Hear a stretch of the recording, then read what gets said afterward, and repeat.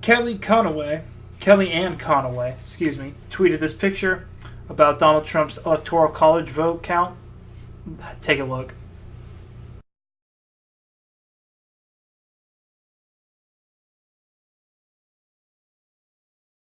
She tweeted 306, landslide, blowout, historic. Okay, let me go ahead and put this in perspective. One, it's not. It's not a historic blowout landslide, okay? Ronald Reagan got like 525 electoral votes. There's only 530.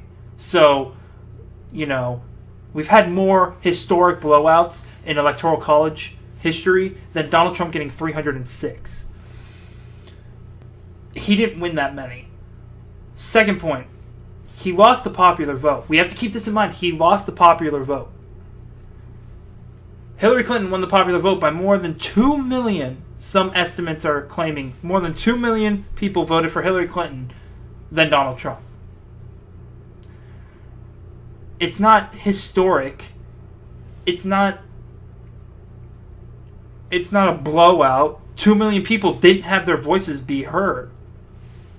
Let me put this in context. What they're going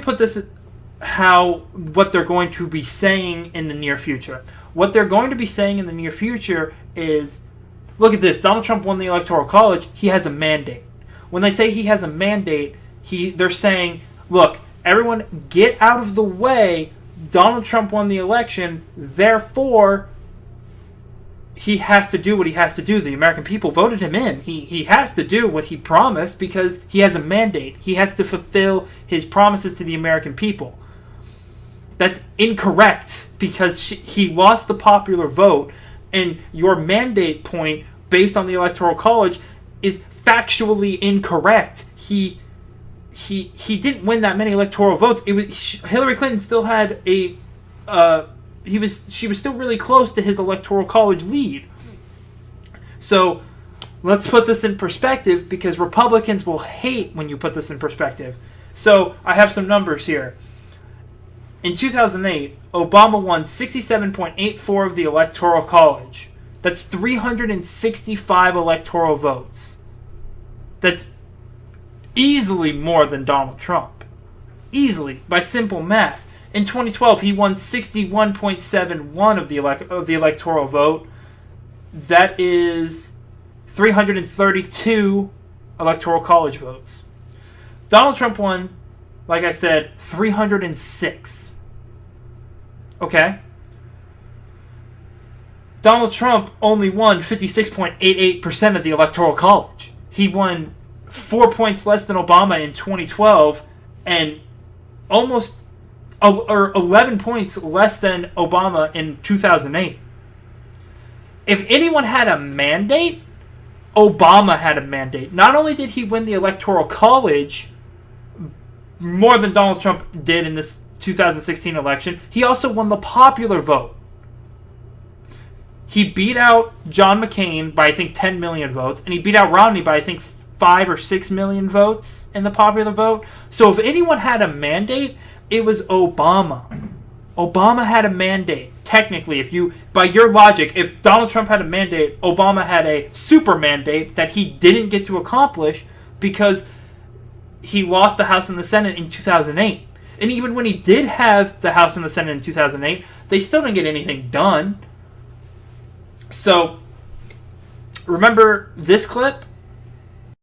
Our top political priority over the next 2 years should be to deny President Obama a second term. That clip you just watched was Mitch McConnell saying the only thing he has to worry about is making sure Obama is a one-term president. Yeah, our leaders were more concerned about making sure that somebody on the other side was a one-term president instead of trying to get stuff done. So the Republicans from 2008, technically, if you want to be accurate, that clip I just showed you was from 2010 when they won back the Senate and the House, because I think that was their primary goal in 2008 was to win back the Senate and the House. So from 2010 to 2016, Republicans were nothing but obstructionists. Mitch McConnell said he has to be a one-term president. That's the only thing I'm concerned about. is making sure Obama's a one-term president. Not only that, but they blocked him on nominating a Supreme Court justice. They're obstructionists. They don't follow the Constitution. The Constitution doesn't say in Article 3, Section 4, subsection B2, oh, if you don't like the president, you can just block him at every turn. No, and it doesn't say anywhere that you can block a Supreme Court nominee. The Senate has to listen, and the Senate therefore makes the decision after he puts up a nominee. They wouldn't even give him the option to put up a nominee. That's obstructionist. They say they like the Constitution, but that's nothing but obstructionism. And so Donald Trump winning 306 electoral votes doesn't get him a special pass to have a mandate. Obama didn't get a mandate. George Bush didn't get a mandate. And George Bush, I would even argue, maybe not the 2000 election because he only had 271 electoral votes and only won the popular vote by a small majority. But in 2004, he beat out Kerry by a lot, electorally and popularly. So, but even he didn't have a mandate to fill. So Donald Trump doesn't get a mandate. The only thing Donald Trump gets is to be held accountable, like every other president. I hold Obama for keeping the war in the Middle East going, the NSA spying out the wazoo, not closing Guantanamo Bay. I hold him accountable for that. I held George Bush accountable for invading the wrong country, not doing enough to protect and send money to states affected by Hurricane Katrina, and for more deregulation of Wall Street, which was started by Bill Clinton, which is what I hold him accountable for. Also with NAFTA and the TPP, I think started under Bill Clinton, but especially NAFTA. So all these presidents are held accountable. Look, if the stock market crashes again under Donald Trump, I'm holding him accountable. I held Bill Clinton accountable for rejecting Glass-Steagall and putting in, or wait, was it Glass-Steagall that Dodd-Frank?